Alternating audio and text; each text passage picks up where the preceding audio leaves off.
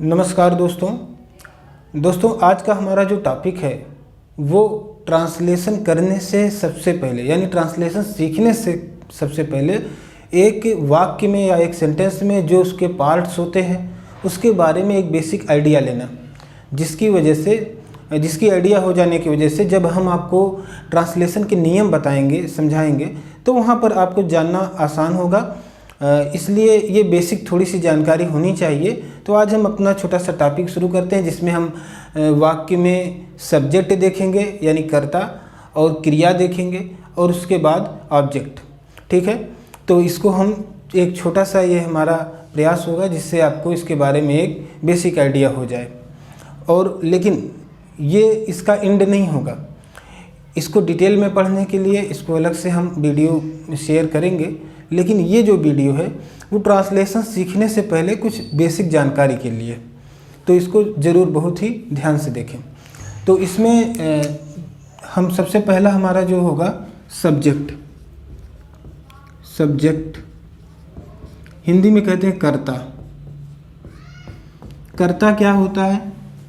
जब भी आप कोई वाक्य पढ़ते हैं तो उसमें कर्ता एक ऐसा विषय होता है जिसके बारे में बात की जाती है, जिसके बारे में आप जानकारी प्राप्त करते हैं, उसे हम कर्ता कहते हैं। या दूसरे भाषा में हम दूसरे शब्दों में हम इसको कुछ यूँ कह दें कि वह व्यक्ति जो कार्य कर रहा होता है या उस सेंटेंस में जिसने कोई कार्य किया हो वह उसका सब्जेक्ट होता है या कर्ता होता है। वो अभी हम एक इसके लिए एग्जांपल लेते हैं। जैसे हमने लिखा है कि राम स्कूल जाता है। ये एक सेंटेंस है, एक वाक्य है। इसमें देखिए जाने का काम कौन कर रहा है? राम कर रहा है। ये जो राम है यही कर्ता है। ये क्या है? यही सब्जेक्ट है, इसी को कह सकते हैं, यही कर्ता है। क्योंकि हमें जानकारी किसके बारे में मिल रही है? राम के बारे में। क्या जानकारी मिल रही है? कि वह स्कूल जाता है। ठीक है, स्कूल जाता है, इसकी जानकारी हमें किसके बारे में मिल रही है? राम के बारे में, इसलिए राम इसका कर्ता है। ठीक है दोस्तों, अब जो दूसरी जानकारी है सब्जेक्ट के बारे में वो इसके सिंगुलर और प्लूरल के बारे में है। यानी कर्ता जो होते हैं, आप इसको नोट कर लीजिए कि जो व्यक्ति कार्य करता है या वाक्य में जिसके बारे में हमें जानकारी प्राप्त होती है उसे हम कर्ता कहते हैं। एक लाइन ऐसे लिख लीजिए और सब्जेक्ट ये हेडिंग डाल करके, ठीक है। और ये आप एग्जाम्पल नोट कर लीजिए। अब इसके बाद हम आगे बढ़ते हैं। सब्जेक्ट के हम दो इसके रूप देखेंगे। सब्जेक्ट के दो रूप हमारे हैं, एक है सिंगुलर सब्जेक्ट और दूसरा है प्लूरल सब्जेक्ट। सिंगुलर यानी एक वचन कर्ता, प्लूरल यानी बहुवचन। देखिए दोस्तों, एक वचन कर्ता क्या है? जैसे कि हमने अभी आपको एग्जाम्पल दिया था कि राम स्कूल जाता है, तो राम एक व्यक्ति है, एक वचन है। ठीक है, इसलिए जब किसी एक सिंगल व्यक्ति का नाम आए या किसी एक विशेष सिर्फ एक समूह का नाम आए तो वो एक वचनकर्ता के रूप में उसको हम जानेंगे। जैसे कि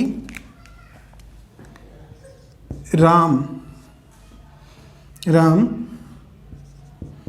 दौड़ता है। राम दौड़ता है। इस वाक्य में ये जो राम है, राम एक वचन है। कैसा है? ये एक वचन कर्ता का उदाहरण है राम। ठीक है, एक वचन कर्ता का उदाहरण है। और अगर हम बहुवचन कर्ता का उदाहरण देखें तो जैसे हम यहाँ पे लिखें राम और श्याम दौड़ते हैं। ये एक एग्जाम्पल है। अब इसमें देखिए, इसमें दो लोग दौड़ने वाले हैं, राम और श्याम दौड़ते हैं। तो जो ये है, ये सब्जेक्ट इतना बड़ा हो गया। सब्जेक्ट क्या हो गया? बहुवचन हो गया। ठीक है, बहुवचन जो हमारा कर्ता है या बहुवचन जो सब्जेक्ट है, उसके लिए जब हम नियम बताएंगे ट्रांसलेशन के दौरान तो उसके थोड़े से नियम डिफरेंट होंगे और एक वचन वालों के लिए डिफरेंट होंगे। अब जैसे ये बहुवचन का उदाहरण हो गया राम और श्याम। या कुछ ऐसे शब्द हैं जैसे वे भी बहुवचन में आता है, तो वे या वे बच्चे जब इस तरह से हम लिख देते हैं, चिल्ड्रन का प्रयोग करते हैं, ठीक है। तो इस तरह से वे बच्चे या खिलाड़ी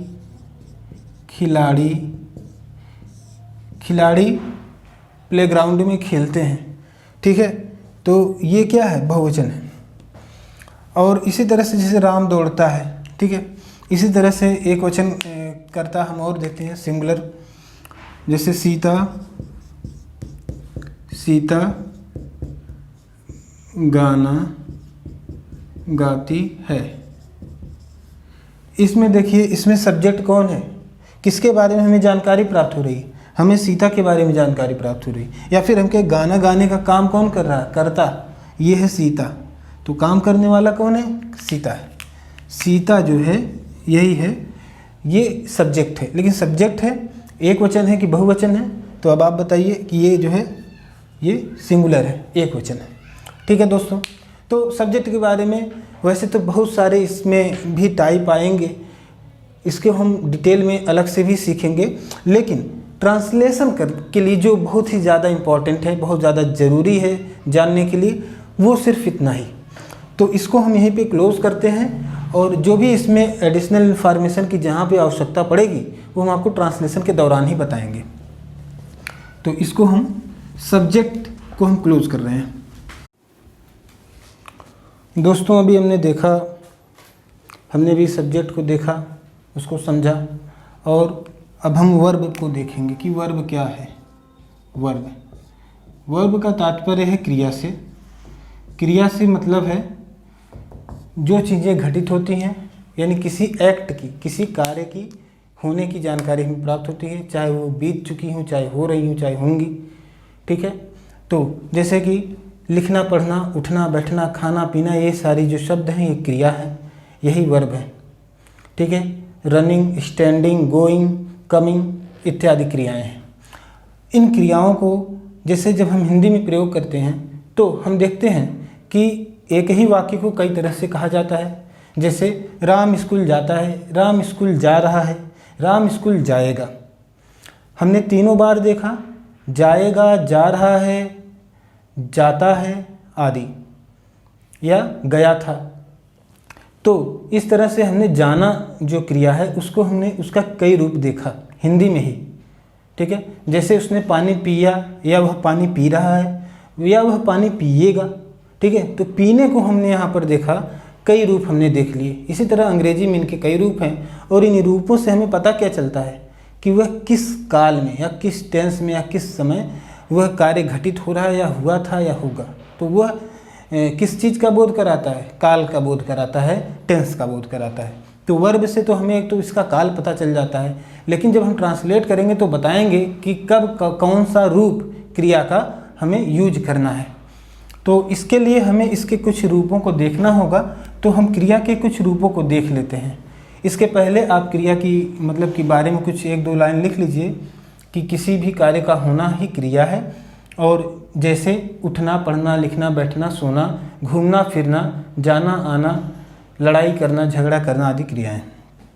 अब क्रिया के कुछ हम इसके रूप देखते हैं। तो एक तो होता है इसका प्रथम अवस्था फर्स्ट फॉर्म, दूसरा है सेकंड फॉर्म, तीसरा है थर्ड फॉर्म, और चौथा है आईएनजी फॉर्म। और ये देखिए हमने इस तरह से इसकी लिस्ट अब बनाना है थोड़ा सा। और देखिए जो हमारा फर्स्ट फॉर्म है, फर्स्ट फॉर्म को हमने दो रूपों में यहाँ पर डिवाइड किया हुआ है। एक तो इसका है सिंगुलर फॉर्म, दूसरा है प्लूरल, सिंगुलर और दूसरा है प्लूरल। तो हम प्लूरल को लेते हैं और सेकंड, थर्ड और आईएनजी फॉर्म को देखते हैं, ठीक है। उसके बाद इसका हम सिंगुलर भी बनाते चलेंगे। तो जैसे एक क्रिया है पूछना, ठीक है, आस्क, ASK। आस्क जो है इसका फर्स्ट फॉर्म है, फर्स्ट फॉर्म का ये प्लूरल फॉर्म है, और इसका जो सिंगुलर है आस्क्स, आस्क्स। इसका जो सेकंड फॉर्म हो जाएगा वो है आस्क्ड, थर्ड फॉर्म भी इसका आस्क्ड है, ASKED, फोर्थ फॉर्म में ASKING, आस्किंग। तो एक क्रिया हो गई, इसके हमने विभिन्न रूपों को इस तरह से देखा।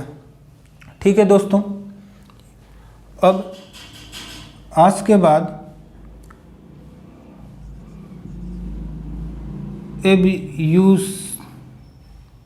एब्यूसेस, ये सिंगुलर फॉर्म है, और एब्यूज फर्स्ट फॉर्म है। इसका सेकंड फॉर्म है एब्यूज्ड,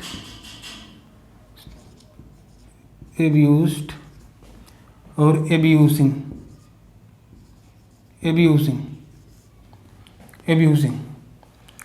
इसी तरह से कुछ और हम ले लेते हैं, जैसे कम मतलब आना, एब्यूज मतलब होता है गाली देना, एब्यूज का सिंगुलर हो जाएगा एब्यूसेस, फिर एब्यूज्ड, एब्यूजिंग। कम मतलब आना, कम्स,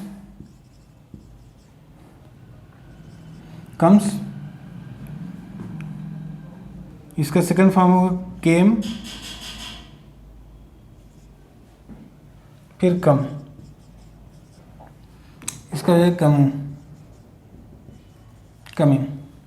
इसी तरह से और भी कुछ हम शब्द लेते हैं, जैसे स्टॉप मतलब तो है रुकना, स्टॉप्ड,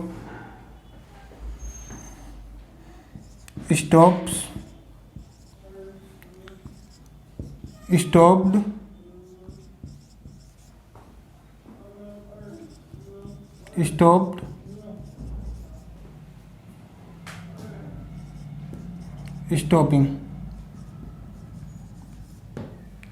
ठीक है दोस्तों, और एक और हम लेते हैं, जैसे राइट, WRITE, राइट मतलब होता है लिखना,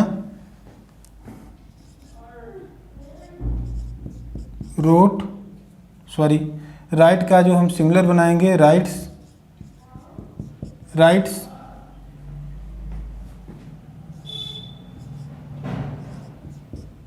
रोट, रिटन,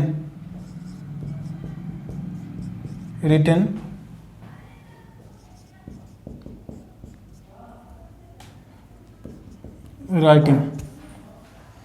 तो दोस्तों ये जो हमने बताया आपको, इस तरह से इसके फॉर्म होते हैं, बहुत सारे हैं। आप किताबों में इसको देखिएगा, वर्ब के मतलब कि चैप्टर में जाइएगा और इस तरह से पूरा लिस्ट उठा लीजिएगा, ऐसे लिस्ट मिल जाएंगे। ये तो मैंने एक समझाने के लिए आपको बताया था कि इस तरह से इसके कई रूप होते हैं, और विभिन्न कालों में जब हम ट्रांसलेशन के नियम आपको बताएंगे तो उनका प्रयोग होता है। तो दोस्तों हमने जैसे कि सब्जेक्ट अब देख लिया, वर्ब भी देख लिया, और अब हम ऑब्जेक्ट की बात करेंगे। तो इसको हम वर्ब चैप्टर को भी हम क्लोज करते हैं। चैप्टर क्या था, एक बेसिक अंडरस्टैंडिंग इसमें डेवलप करना था इसके लिए। तो ये हमने देख लिया कि इस तरह से इसके विभिन्न रूप होते हैं। तो ये तो हमने पूरा कर लिया। अब हमें इसके आगे थोड़ा सा देखना है कि हम क्या कुछ सीख सकते हैं। तो दोस्तों इसके बाद हमने बताया था आपको ऑब्जेक्ट, क्योंकि सब्जेक्ट वर्ब ऑब्जेक्ट अगर आप जान जाएंगे तो आपको ट्रांसलेशन सीखना बहुत आसान हो जाएगा। अब ऑब्जेक्ट क्या होता है, कोई भी वाक्य हो उसमें सब्जेक्ट और वर्ब, ये दो चीज़ों को अगर हम एलिमिनेट कर दें तो जितनी सारी चीज़ें बचती हैं, और हेल्पिंग वर्ब, इन चीज़ों को निकाल दें, जो चीज़ें बचती हैं उसको हम कहते हैं ऑब्जेक्ट। ठीक है, तो जैसे हमने वही पुराना एग्जाम्पल अपना लें ताकि आप उसको आइडेंटिफाई कर सकें सारी चीज़ों को। जैसे कि हमने कहा था कि राम स्कूल जाता है, राम स्कूल जाता है। यहाँ पर राम तो सब्जेक्ट हो गया, क्योंकि इसके बारे में बात की जा रही है, इसके बारे में जानकारी प्राप्त हो रही है कि ये स्कूल जाता है। जाना वर्ब हो गया, क्रिया हो गई, जाना, उठना, बैठना, खेलना, कूदना और स्कूल जाना, स्कूल जाता है, ये स्कूल क्या होगा? ऑब्जेक्ट हो गया, यही आपका ऑब्जेक्ट है। ठीक है, अंग्रेजी में इसको लिखेंगे Ram goes to school. Ram subject, goes verb, subject verb, और बाकी जो बची चीज़ें वो हो गई ऑब्जेक्ट। ठीक है मित्रों, देखिए आज हमने इतनी चीज़ें तो सीख ली। ये बहुत ही बेसिक ज़रूरी चीज़ें थी जिनको जानना बहुत आवश्यक था। अगर आपको पता है तो बहुत अच्छी बात है, और अदरवाइज़ ये आपको जब आप ट्रांसलेशन अब सीखेंगे, आगे के वीडियोज़ में हम ट्रांसलेशन आपको सिखाएंगे, और वहाँ पर जब आपको अनुवाद के नियम हम आपको बताएंगे, तब इनका बहुत ही अच्छा इस्तेमाल किया जाएगा। बहुत सारे वर्ब हैं, उनको लिस्ट बनाकर याद करना थोड़ा मुश्किल है, लेकिन इसके थ्रू आपको पता चल गया कि इसके 3 रूप होते हैं, और जब हम आपको अनुवाद के नियम बताएंगे तब आपको पता चल जाएगा कि कहाँ पर उसका कैसे प्रयोग किया जाएगा, और आप आसानी से ट्रांसलेशन सीख सकेंगे। तो आज के लिए दोस्तों इतना ही। Thank you so much for watching this video. Thank you.